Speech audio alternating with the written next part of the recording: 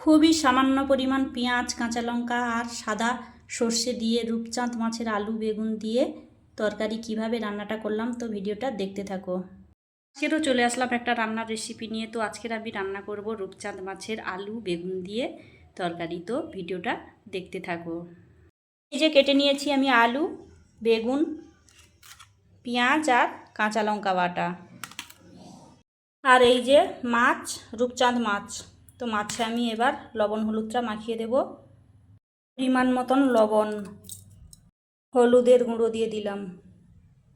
ভালো করে মাখিয়ে নেব।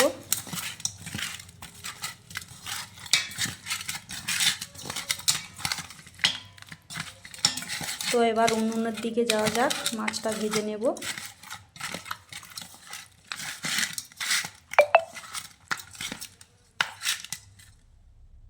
তো মাছ ভাজা আমি বসিয়ে দিয়েছি, এগুলোকে আমি উল্টে দেব।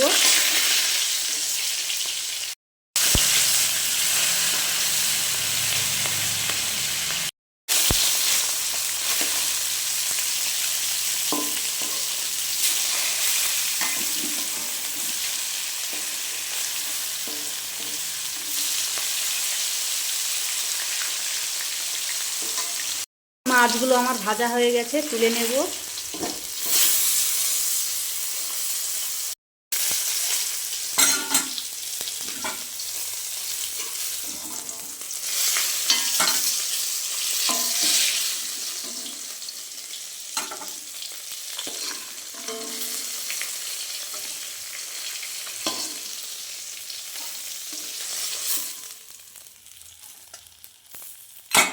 মাথাটা দিতে বাকি আছে, তো ভেজে নেব।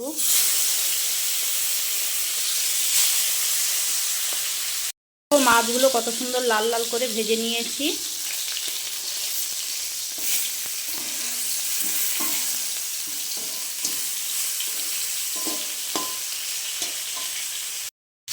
তো মাছের মাথাগুলোও ভালোভাবে ভাজা হয়ে গেছে, তুলে নেব।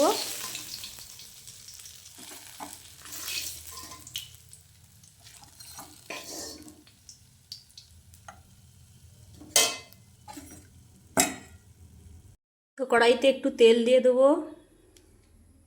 বেগুনটা একটু ভেজে নেব।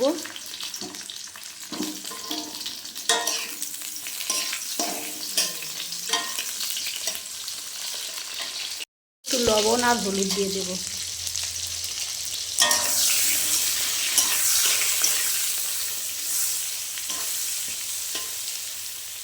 বেগুনটা ভাজা হয়ে গেছে, এবার আমি বেগুনটা তুলে নেব।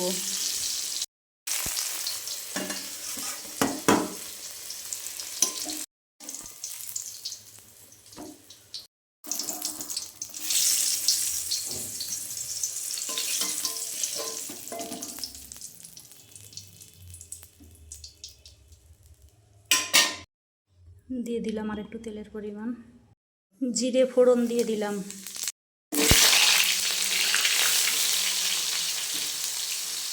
আলুটা ভালো করে ভেজে নেব।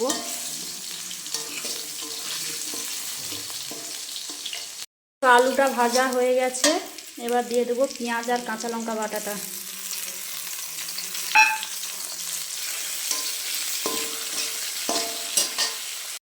দিয়ে দিয়েছি পরিমাণ মতন লবণ, হলুদের গুঁড়ো।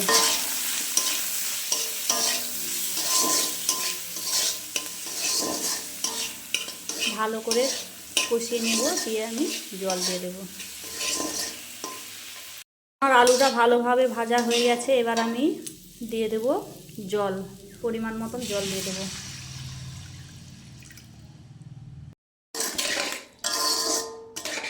এবার আমি ঢাকা দিয়ে দেব। তো আলুটা সেদ্ধ হবে 5-7 মিনিটের জন্য, ঢাকা দিয়ে দিলাম। বেগুনটা তো ভাজা হয়ে আছে, হাফ সেদ্ধ হয়ে আছে, এখন দিলাম না, কারণ বেগুন তাহলে ঘেঁটে যাবে।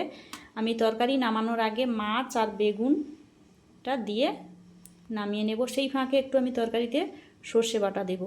তো আমি একটু সর্ষেটাও বেটে নিই। তো 5-7 মিনিট হয়ে গেছে, আমি ঢাকনাটা খুলে দেখব।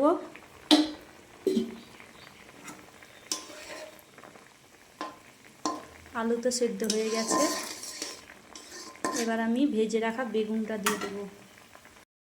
বেগুন দিয়ে দিলাম।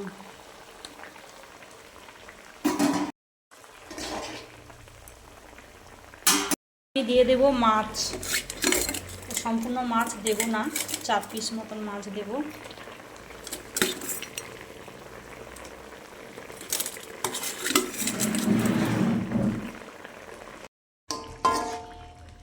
মাছের মধ্যে একটু ঝোলটা ঢুকে যাক, দিলে আমি সর্ষে বাটাটা দিয়ে আর নামিয়ে নেব।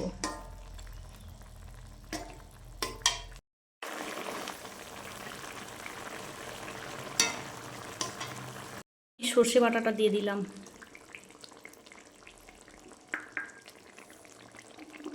একটুখানি ফুটিয়ে আর নামিয়ে নেব, আর ফোটাবো না, হয়ে গেছে।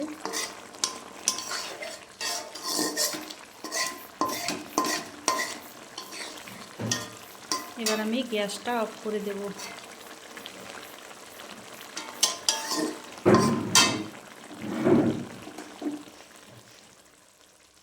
আমার রান্না কমপ্লিট। তো আমার রেসিপিটা কেমন হয়েছে সবাই অবশ্যই কমেন্টে জানিও। ওকে, টাটা সবাইকে, আবার দেখা হবে নেক্সট কোনো রেসিপি নিয়ে। টাটা সবাইকে।